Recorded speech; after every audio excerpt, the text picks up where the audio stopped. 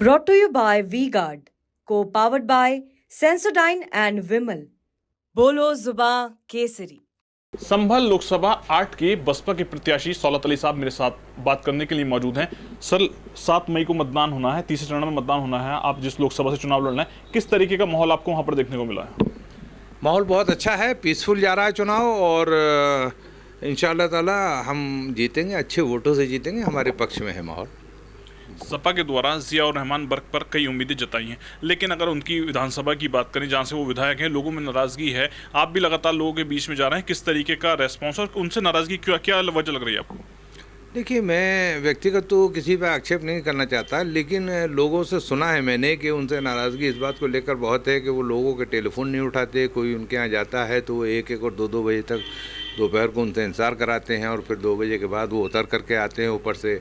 इस तरह के लोग नाराज़गी दिखा रहे हैं। विकास और उससे तो कोई उनका लेना देना है ही नहीं। दूसरे ये कि उन्होंने बरादरीवाद को बहुत बढ़ावा दिया, जिसको अब जनता पसंद नहीं करती आज के माहौल में। और इस मुल्क में ख़ास तौर से जहाँ गंगा जमनी सभ्यता का देश हो, सब लोग मिलजुल कर रहते आए हैं और मिलजुल कर रहना चाहते हैं। तो उसमें कोई भी जातिवाद, बरादरीवाद और किसी तरह की धर्म की राजनीति को कोई जगह है नहीं। इस बात को लेकर के लोगों ने उनसे नाराज़गी दिखाई है, जैसा कि मुझे मालूम हुआ है। संभल लोकसभा के क्या कुछ मुद्दे हैं जनता के, आप जनता के बीच जा रहे हैं, क्या विकास कार्य वहाँ पर चाहिए लोगों को और जो नहीं हो पाया अभी तक? देखिए, संभल काफ़ी पिछड़ा हुआ क्षेत्र रहा। बड़ी बड़ी हस्तियाँ यहाँ से एमपी बनती रहीं, लेकिन मैं समझता हूँ जिस तरह से उन्हें संभल के विकास पर ध्यान देना चाहिए था, नहीं दिया है। मैं किसी का नाम व्यक्तिगत तौर पर नहीं लेना चाहता हूँ, लेकिन सबको मालूम है कौन कौन यहाँ से एमपी रहे। पिछले एमपी भी रहे डॉक्टर शफीकुर रहमान बख्श साहब, 3 बार मुरादाबाद पार्लियामेंट से रहे, उसके बाद 2 बार संभल से भी वो एमपी रहे।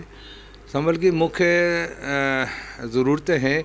एक तो संभल को रेलवे लाइन से गजरौली से जोड़े जाने की प्राथमिकता होनी चाहिए थी, जो लोग मांग करते रहे हैं, धरने प्रदर्शन भी होते रहे उसके लिए। ये रेलवे लाइन अगर जुड़ जाए तो संभल दिल्ली और लखनऊ से जुड़ जाएगा और एक क्षेत्र का विकास को बहुत बड़ी एक वो मिलेगी, राहत मिलेगी और एक उपलब्धि होगी। जी, कल जो है इस जो सपा प्रत्याशी जियाउर रहमान बर्क हैं और जो वहाँ के विधायक हैं, उनके द्वारा संयुक्त तौर पर एक मीटिंग की गई है जिसमें कहा गया है हम एक साथ हैं। तो किससे मुकाबला मांगते हैं? मुकाबला तो हमारा बीजेपी से है। सपा का प्रत्याशी, गठबंधन का प्रत्याशी कहीं लड़ाई में नहीं है। जिस तरह की वो राजनीति कर रहा है और जिस तरह का चुनाव लड़ रहा है, वो चुनाव से बाहर हो चुका है। अब तो हमारा मुकाबला बीजेपी से, मतलब हमारा पीछा अगर कोई कर रहा है तो बीजेपी कर रही है। बसपा और बीजेपी के बीच इलेक्शन है। और रही बात इसकी कि कल वो विधायक के यहाँ गए हैं या विधायक से कोई राजीनामा हुआ है, तो वो कोई बट नेचुरल है, कोई उसकी चौंकाने वाली बात नहीं है। पार्टी के लोग हैं, एक ही पार्टी के हैं दोनों, विधायक भी उसी पार्टी का है, प्रत्याशी भी उसी पार्टी का है, जो उन्हें जाना भी चाहिए, मिलना चाहिए। इसमें कोई ताज्जुब की बात नहीं है और ना इससे कोई विशेष फर्क पड़ रहा है।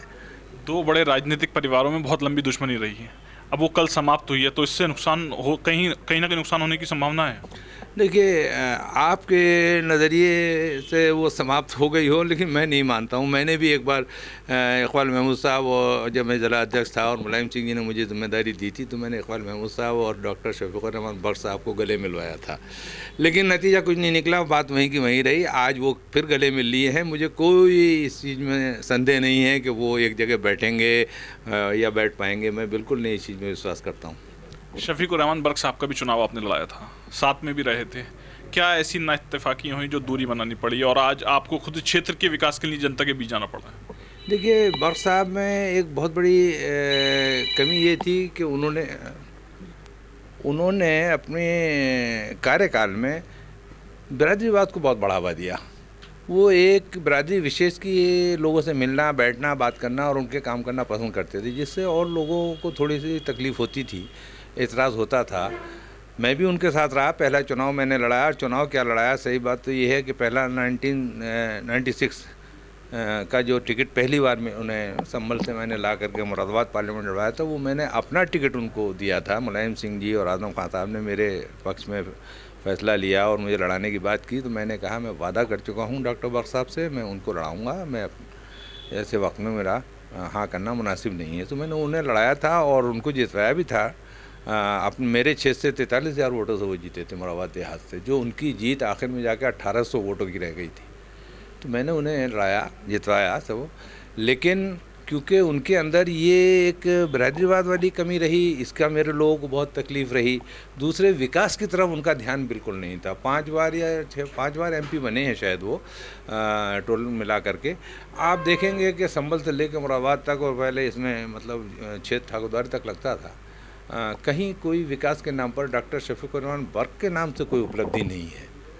तो विकास की तरफ उनका ध्यान था नहीं, बिरादरीवाद को बढ़ावा वो देते थे, इसीलिए लोगों में उनके प्रति थोड़ा सा असंतोष था। इस वजह से आपको खुद मैदान में उतरना पड़ा उनके पोते के खिलाफ, जो आपके साथी लंबे समय तक रहे हैं। और अभी भी अगर बात करें पारिवारिक संबंध अभी भी अच्छे होंगे आपके? पारिवारिक संबंध तो मेरे किसी से बिगड़े ही नहीं। मैं व्यक्तिगत संबंध तो हमेशा निभाता आया हूँ, और पहले ये प्रथा थी भी, चलता भी था। ये आज की राजनीति में थोड़ा सा ये फ़र्क आ गया है। पहले एक पार्टी के लोग दूसरी पार्टी के शादी समारोह में, खुशी में, गमी में सब शामिल होते थे, आया जाया करते थे। एक हम लोग यहाँ की सभ्यता एक चली आ रही थी। अब आकर के थोड़ा सा इसमें चेंज नज़र आता है। तो मेरे तो पारिवारिक संबंध कभी किसी से बिगड़े नहीं, आज भी सबसे वैसे ही हैं।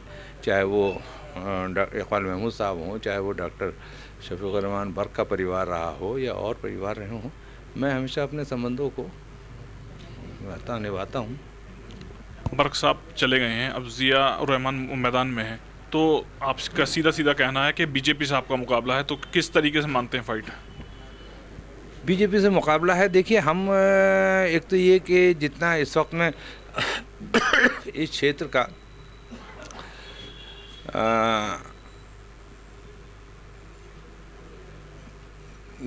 दलित वोट है, वो बिल्कुल संविधान और इसके मसले को, इशू को लेकर, आरक्षण के बिल्कुल एकजुट है, और वो पूरी तरह से मुस्तैद है, हमारे साथ खड़ा हुआ है। हमारी गिनती वहाँ से आगे को शुरू होती है।